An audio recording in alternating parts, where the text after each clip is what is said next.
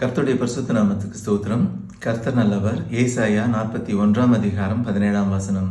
இயேசுவின் நாமம் மட்டுமே மகிமைப்படுவதாக.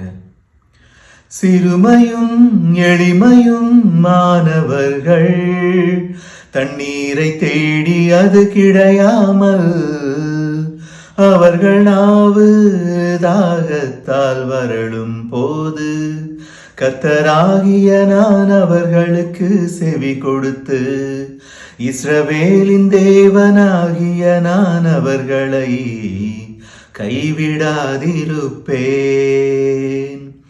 சிறுமையும் எளிமையும் மாணவர்கள் தண்ணீரை தேடி அது கிடையாமல் அவர்கள் நாவு தாகத்தால் வரலும் போது கர்த்தராகிய நான் அவர்களுக்கு செவி கொடுத்து இஸ்ரவேலின் தேவனாகிய நான் அவர்களை கைவிடாதிருப்பேன்.